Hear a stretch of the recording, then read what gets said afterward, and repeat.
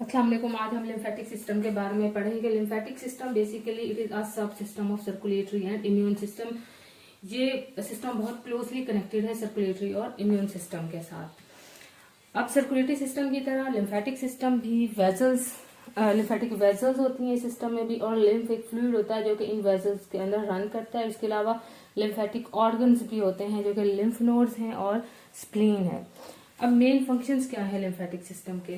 सबसे पहला important function है कि ये फ्लूइड बैलेंस को मेंटेन करता है। फ्लूइड बैलेंस किसके दरमियान में?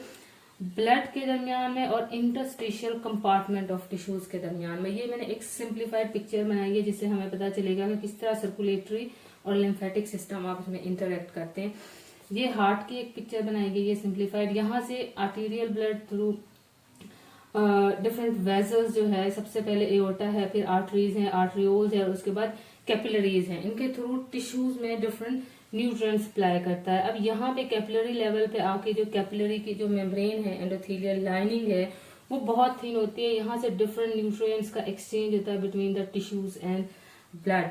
अब यहाँ से जो फ्लूइड इंटरस्टिशियल कंपार्टमेंट में जाता है वो वीनस एंड ऑफ कैपिलरीज, ये आर्टीरियल एंड है कैपिलरीज का, ये है वीनस एंड। यहाँ से जो फ्लूइड ये बाहर इंटरस्टिशियल कंपार्टमेंट में जाता है, ये वीनस एंड से वापस सर्कुलेशन में एंटर होके अल्टीमेटली वेन्स और वेना केवा के थ्रू राइट हार्ट में चला जाता है। अब यहाँ पे जो फ्लूइड आर्टीरियल एंड से कैपिलरीज के इंटरस्टिशियल कंपार्टमेंट में आया है वो पूरे का पूरा वीनस एंड से वापस एंटर नहीं होता। एक स्मॉल क्वांटिटी ऑफ फ्लूइड यहाँ इंटरस्टिशियल कंपार्टमेंट में रह जाती है। अब इस फ्लूइड को यहाँ से ड्रेन करता है लिम्फेटिक सिस्टम। लिम्फेटिक सिस्टम यहाँ से इस फ्लूइड को ड्रेन करता है डिफरेंट वेन्स में जाके ड्रेन कर देता है, और अल्टीमेटली ये फ्लूइड फिर से सर्कुलेशन का पार्ट बन जाता है, मेन सर्कुलेशन का। अब ब्लड जो है एक नॉर्मल इंडिविजुअल में, हेल्दी इंडिविजुअल में 5 to 6 लीटर होता है बॉडी में एवरेज, और इंटरस्टिशियल कंपार्टमेंट में 10 to 11 लीटर्स फ्लूइड प्रेजेंट होता है, और लिम्फेटिक सिस्टम में approximately 2 to 3 litres fluid present होता है। और ये बैलेंस डिफरेंट फ्लूइड्स के दरमियान में इन सारे सिस्टम्स के इंटरेक्शंस के रिजल्ट में मेंटेन रहता है। नेक्स्ट मेन फंक्शन क्या है? It carries large molecules and proteins. इस इंटरस्टिशियल कंपार्टमेंट में बहुत सारे जो लार्ज मॉलिक्यूल्स और प्रोटीन्स हैं जो कि कैपिलरी मेम्ब्रेन के थ्रू सर्कुलेशन में एंटर नहीं हो सकती, वो लिम्फेटिक सिस्टम के थ्रू सर्कुलेशन में एंटर होती हैं। क्यों लिम्फेटिक सिस्टम के थ्रू कैसे होती हैं? क्योंकि जो लिम्फेटिक वेजल्स हैं उनके दरमियान में उनकी जो एंडोथेलियम है, डिफरेंट सेल्स के दरमियान जो स्पेसिस हैं, वो as compare to capillary membrane वो स्पेसिस लार्ज साइज की होती हैं, जिसकी वजह से लार्जर मॉलिक्यूल्स और लार्जर प्रोटीन्स जो हैं लिम्फेटिक सिस्टम में एंटर होती हैं और अल्टीमेटली वो ड्रेन हो जाती हैं मेन वेसल्स में। ठीक है। नेक्स्ट थर्ड इंपॉर्टेंट फंक्शन क्या है? It absorbs fat from GIT. GIT के अंदर जो लिम्फेटिक वेसल्स प्रेजेंट होती हैं उनको हम लेक्टियल्स का नाम देते हैं, और वहां से फैट के लार्ज मॉलिक्यूल्स को एब्जॉर्ब करने का काम करती हैं लिम्फेटिक सिस्टम, और यहाँ से ये अल्टीमेटली एब्जॉर्ब होके सर्कुलेशन के अंदर चले जाते हैं। ठीक है। और फोर्थ इंपॉर्टेंट फंक्शन क्या है? It destroys bacteria and different viruses and different foreign materials in lymphatic nodes.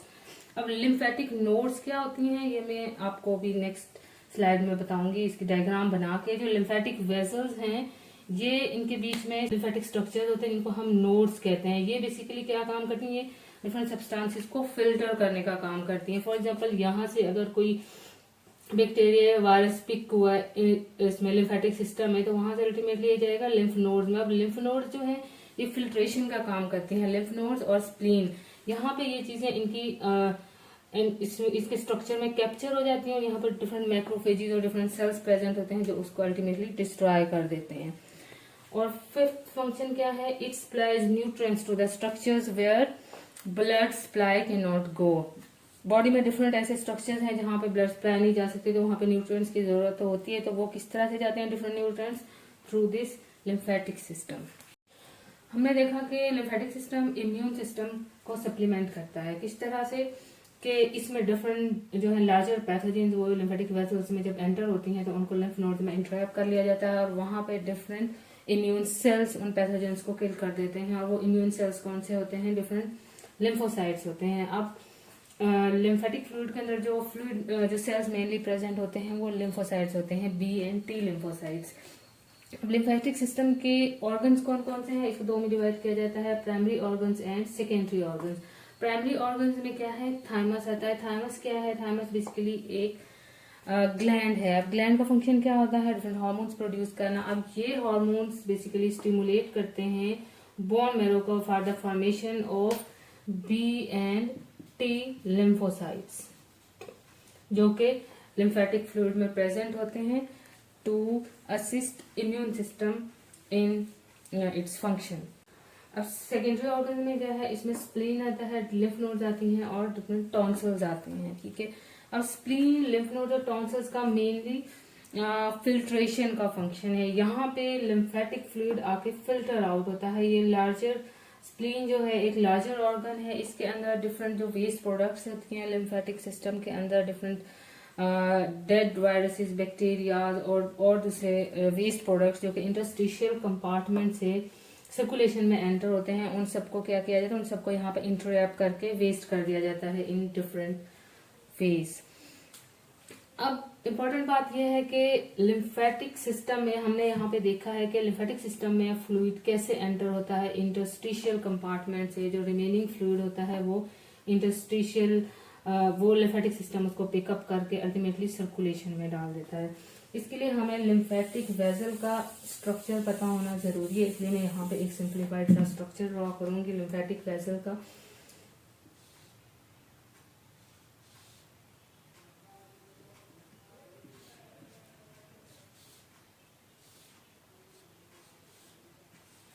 Lymphatic system की जो एंडोथेलियम है वो कैपिलरी एंडोथेलियम से डिफरेंट होती है। उसके स्ट्रक्चर में यहाँ पे ये ओवरलैपिंग एंडोथेलियल सेल्स होते हैं।